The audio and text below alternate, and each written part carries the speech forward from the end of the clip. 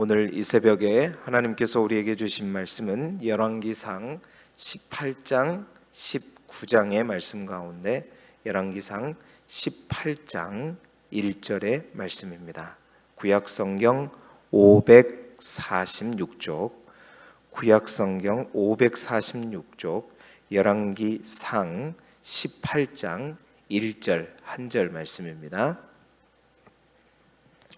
546쪽에 있는 열왕기상 18장 1절의 말씀을 우리 함께 한 목소리로 읽겠습니다.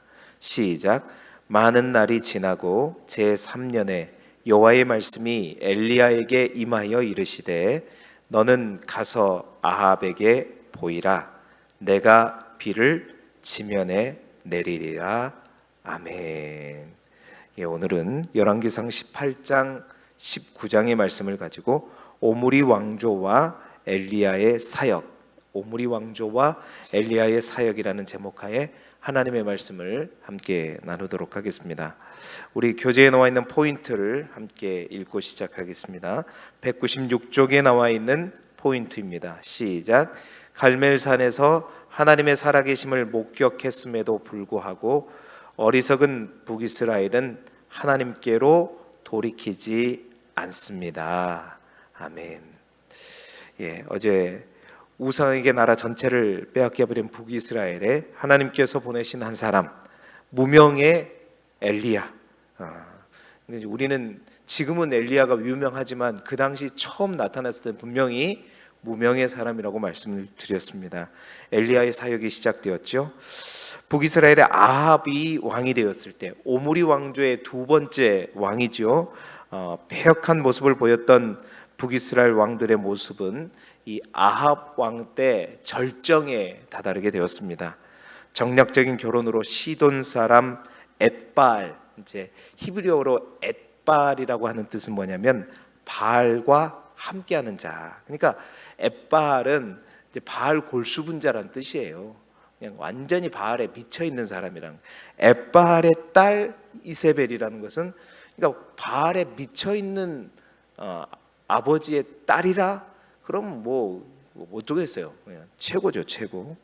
그를 아내로 삼아서 이제 정치 외교적으로 볼 때는 그 당시에는 이제 블레셋이라는 나라는 이제 다윗과 사울 때 이 이스라엘 그쪽 지역에 이제 힘을 세력을 발휘했던 나라라면 분열 왕국 초기 때 이 이제 팔레스타인 지역에 패권을 잡고 뭔가 힘을 이제 발휘했던 나라가 뭐냐면 다메섹이라고 하는 아람이었어요.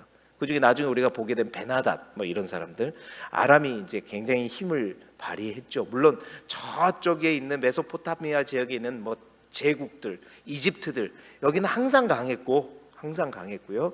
자, 그래서 그 아람의 침략을 막으려고, 왜냐하면 남유다 있고 북이스라엘 있고 그 위에 다메섹이 있잖아요.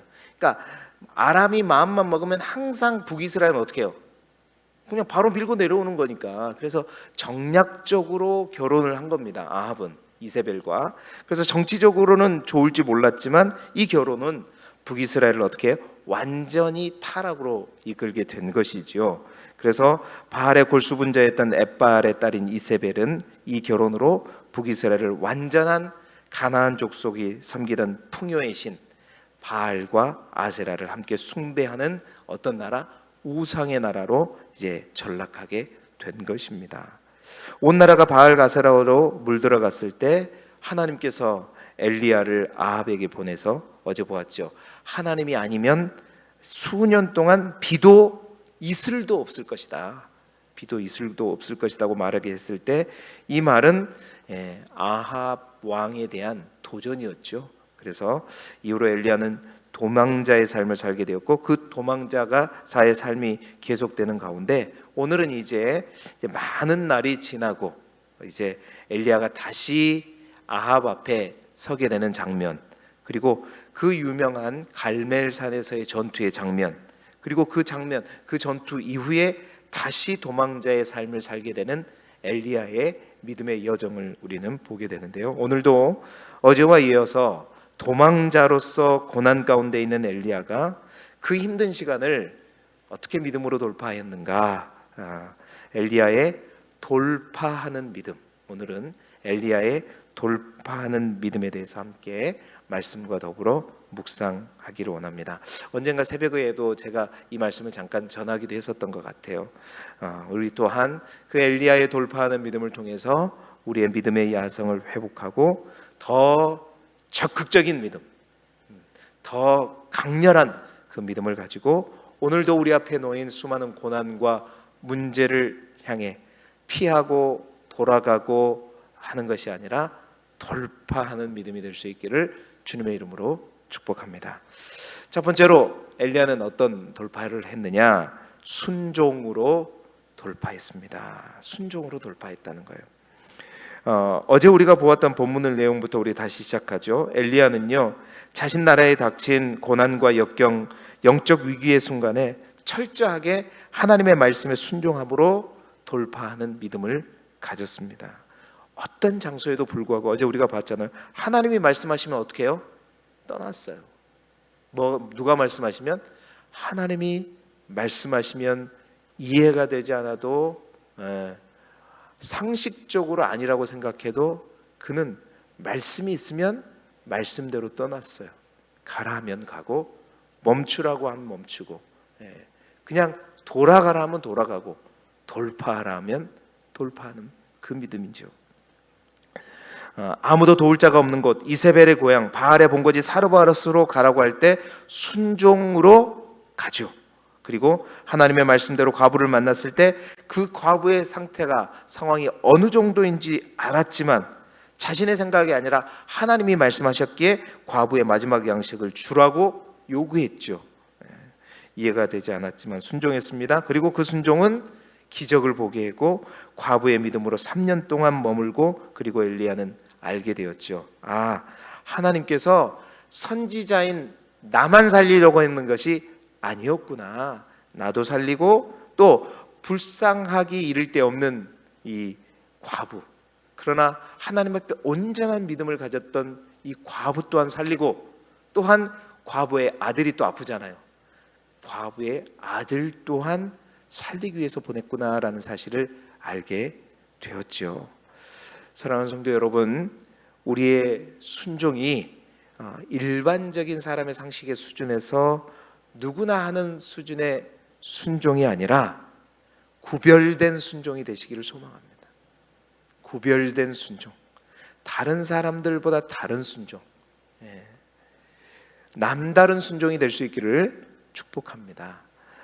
세상 힘들고 어려운 상황 속에서도 주님이 말씀하시면 없는 시간도 내고 정말로 없는 열심도 내고 내가 가진 마지막 양식일지라도 그 양식도 주님이 말씀하시면 순종함으로 낼 수 있는, 여러분, 그 믿음, 그 순종의 믿음으로 우리 앞에 놓인 문제를, 상황을 돌파하는 저와 여러분이 되시기를 주님의 이름으로 축복합니다.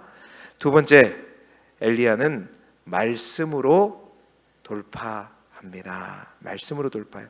사르밧 과부의 집에서 3년을 머물렀다고 하는데 누가복음에 보게 되면 3년 6개월이라고 얘기하고 있죠.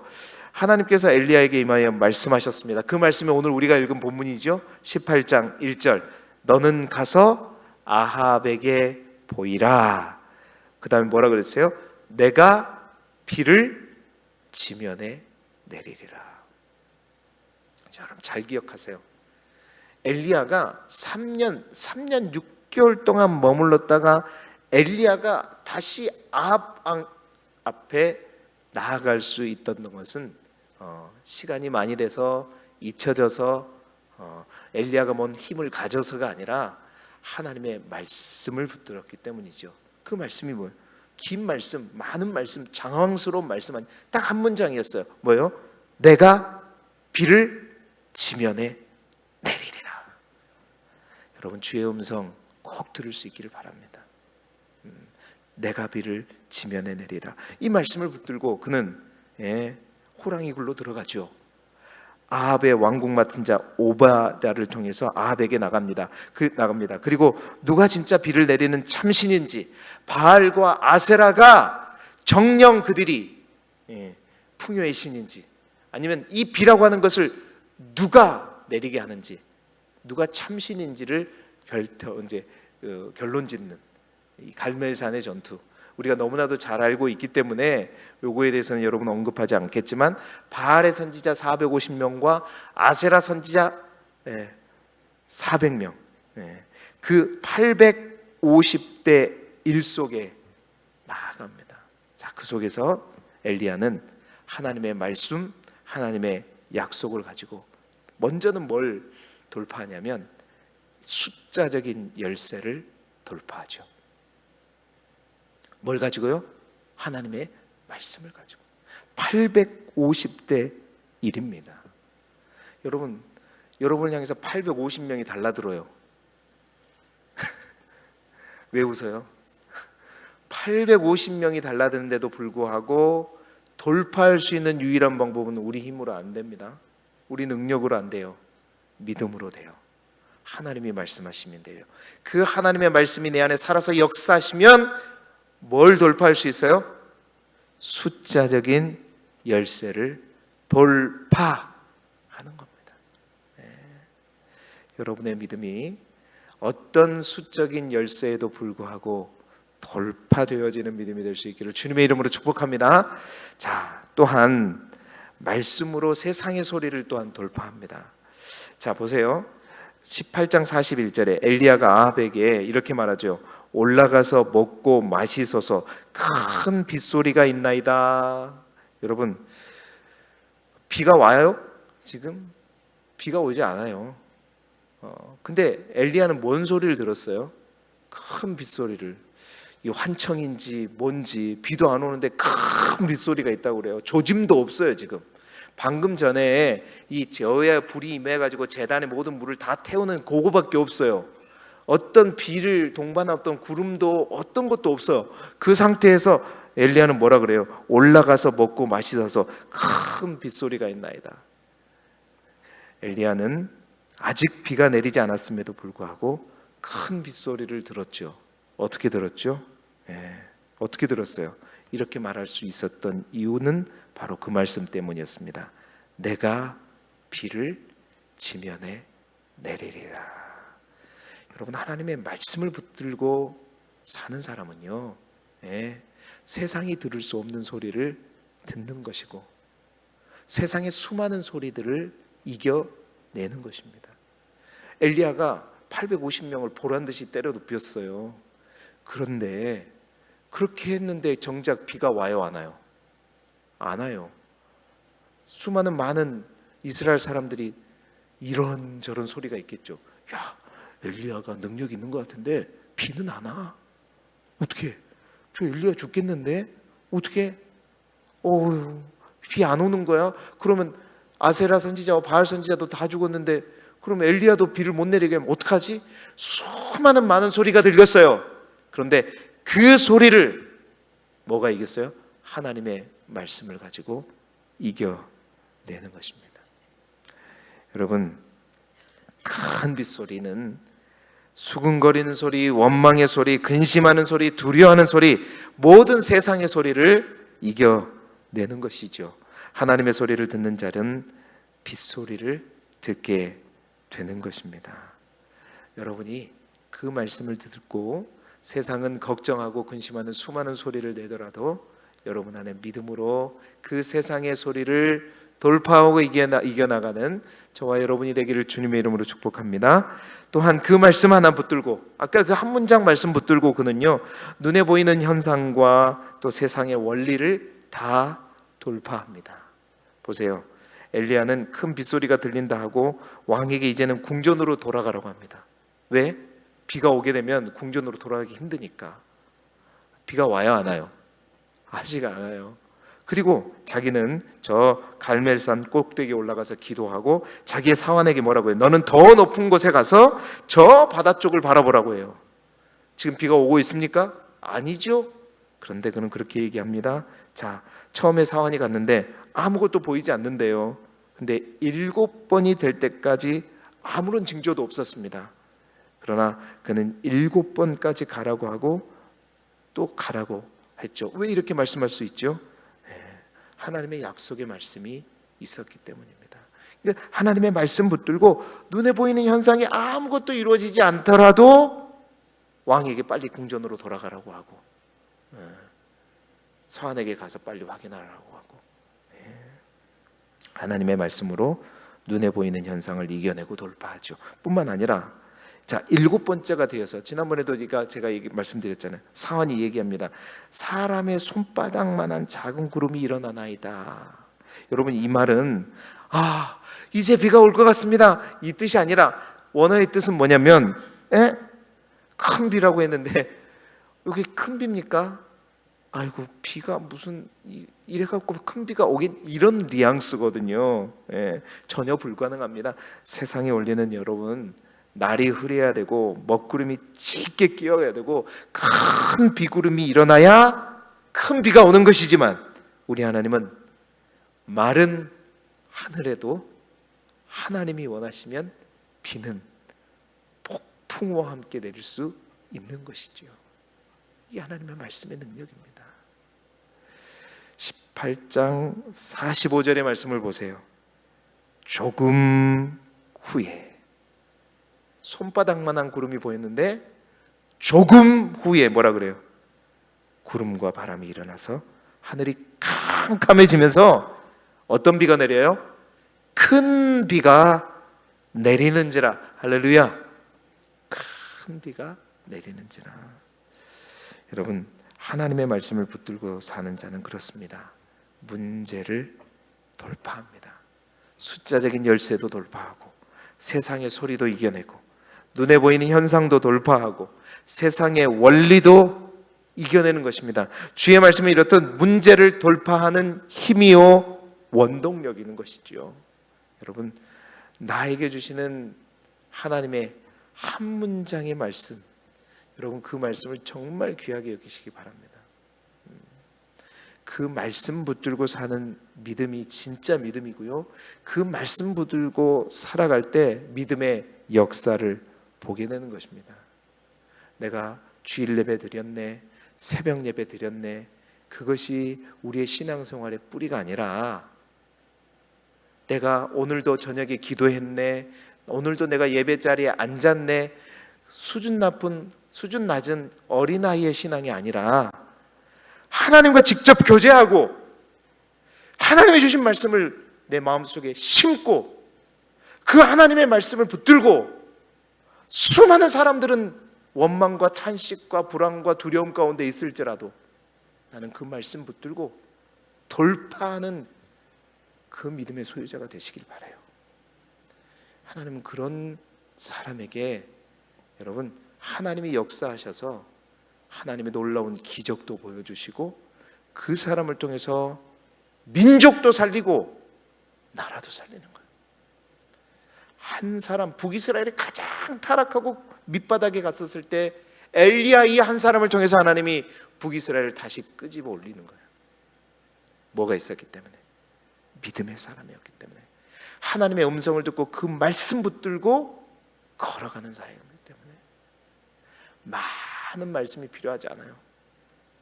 한 문장이면 됩니다. 그 한 문장이 여러분을 정말로 엘리야와 같은 믿음의 사람으로 만들어낼 줄 믿습니다. 내가 비를 지면에 내리리라. 오늘도 여러분에게 주시는 하나님의 말씀은 무엇입니까?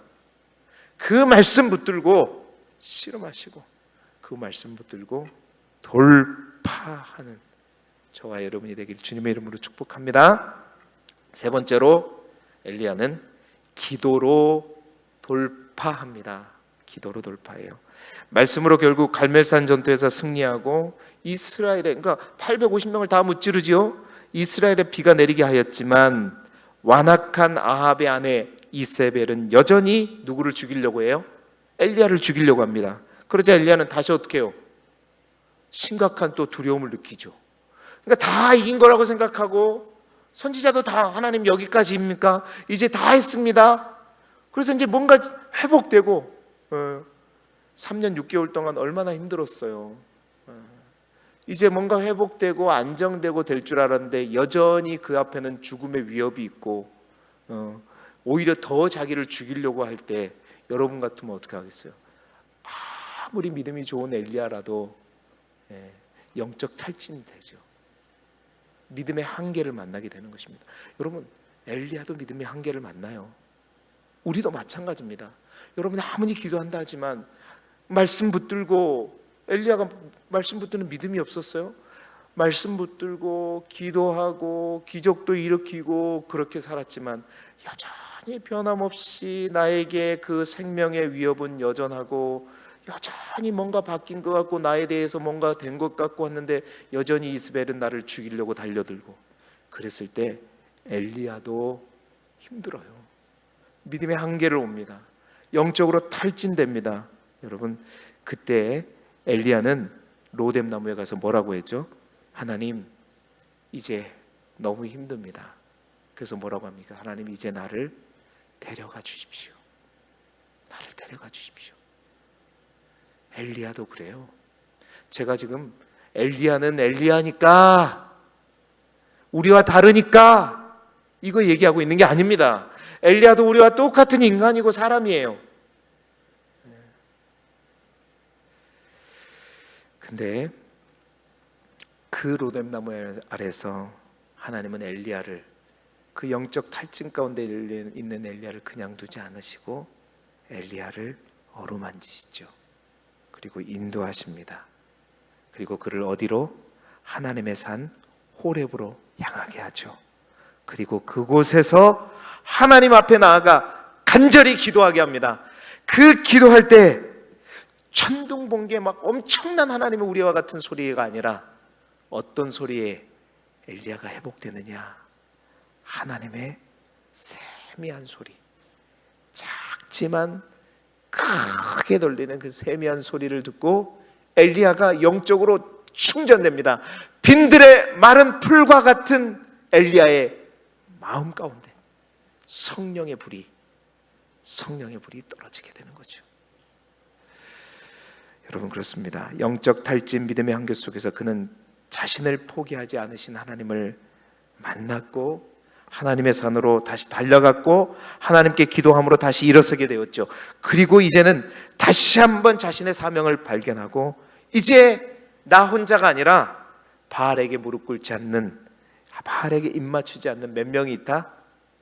7,000명이 있다. 그 음성을 듣고 다시 회복되죠. 그리고 성장하게 되는 것입니다. 믿음의 한계를, 영적인 탈진을 하나님의 산으로 올라가 뭘로 돌파했어요? 기도로 돌파했어요. 여러분에게 있어서 하나님의 산은 어디입니까? 영적으로 탈진할 때 정말로 죽고 싶어서 하나님 이제 나 좀 데려가 주세요 할 때 여러분이 올라갈 산이 있습니까? 그 산이 주님의 성전이 되기를 원하고 여러분의 기도의 골방이 되기를 원하고 그곳에 하나님의 성령이 불붙듯 부어지기를 원하고 성령이 음성을 들을 수 있기를 주님의 이름으로 축복합니다.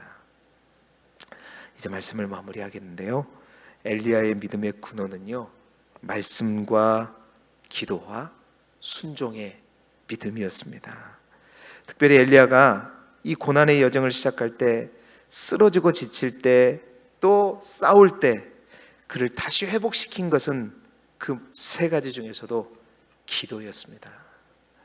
여러분, 엘리야가 자신 앞에 놓인 문제 앞에 어떻게 기도했는가? 그 엘리야가 자신 앞에 문제를 기도로 이겨내는 딱 정상, 딱 매뉴얼 보여준 게 있어요. 그게 뭐냐?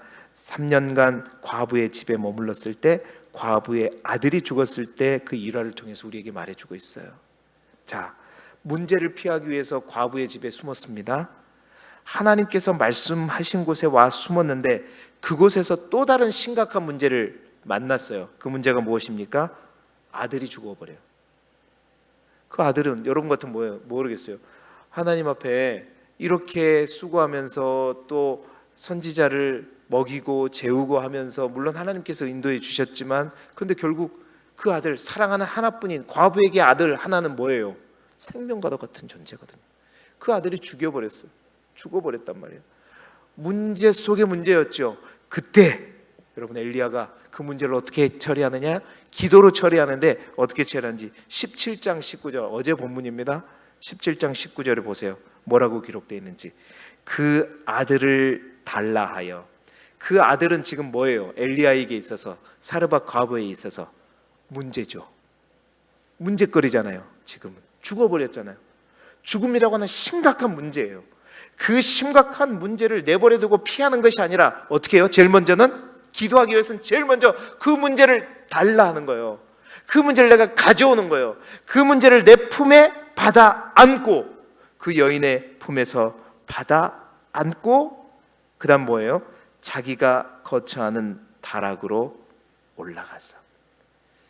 엘리야에게 있어서 3년 동안 하나님의 산 호렙은 어디였어요?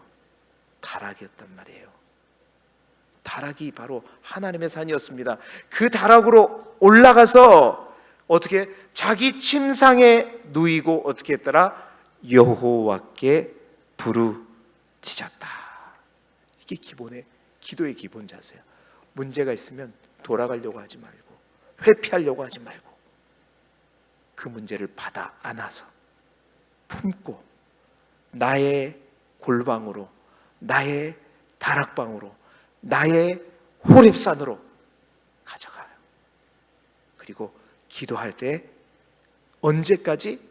응답하실 때까지. 응답하실 때까지 하나님 앞에 기도하는 것입니다. 사랑하는 성도 여러분, 기도가 그래서 능력이에요. 정말 엘리야의 믿음을 통해서요, 여러분 도전받을 수 있기를 소망합니다.